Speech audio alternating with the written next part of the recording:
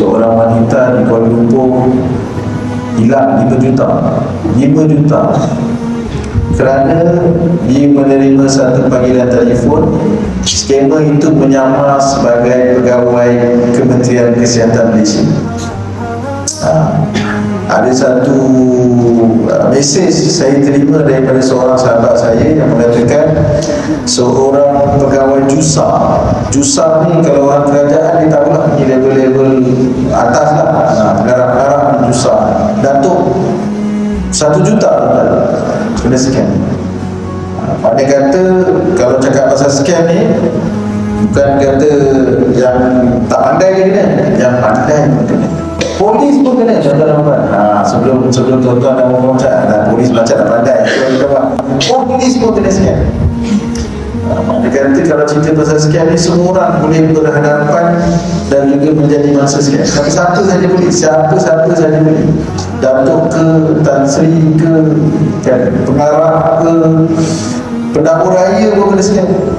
Pendahulu raya lagi saya heran sebab kita bawa file depan dia, dia mesti baca kan kes-kes kan, tapi dia pun boleh juga. Tuan-tuan, zaman sekarang zaman keras, tuan-tuan, zaman keras. Semua komunikasi melalui handphone, semua transaksi melalui handphone. Kita dah tak perlu pergi bank dah untuk buat apa-apa pembayaran. Kita dah tak perlu berjumpa dengan mana-mana orang yang kita nak berurusan, semuanya melalui handphone, tuan-tuan. Dan kalau kita kaji balik sejarah, handphone ni bukan zaman tuan-tuan dan perempuan. Sebab saya tengok ni semuanya Gen X dan sebelum Gen X kan, betul tak? Adalah Gen Alpha, Gen Beta sikit ni kan. Bila kita cakap pasal dunia digital, kita cerita ni semua pasal digital, tuan-tuan dan perempuan. Ramai orang tanya saya, tuan, saya tak nak kena scam tak? Boleh tak bagi saya satu betul tips tak nak kena scam? Saya kata, kalau tak nak kena scam, ada satu je cara. Satu je, tak ada lain. Tuan-tuan dan perempuan, jangan pakai handphone. Itu je cara dia. Sebab selagi tuan-tuan dan perempuan menggunakan handphone, selain itulah tuan-tuan dan perempuan akan didatangi oleh scammer. Tuan-tuan, bukan tuan-tuan je yang scammer call. Ketua Polis Negara, di mana Ketua Polis Negara pun scammer call. Saya nak beritahu. Saya punya bos lama saya jumpa dia masa open house TV3.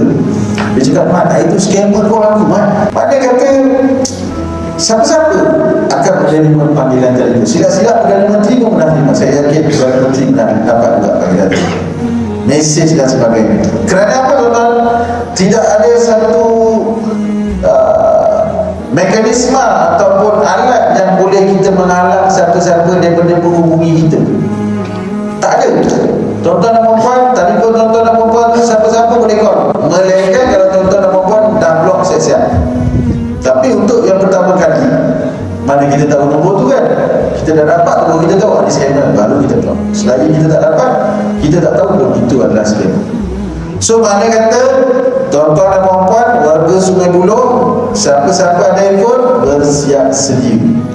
Tuan-tuan dan perempuan akan dihubungi ataupun menerima mesej daripada scammer. Tapi tak apa, hari ini insyaAllah dengan masa yang ada, saya akan cuba kongsikan seberapa banyak tips, formula untuk tuan-tuan dan perempuan gunakan demi memastikan diri tuan-tuan dan perempuan selamat.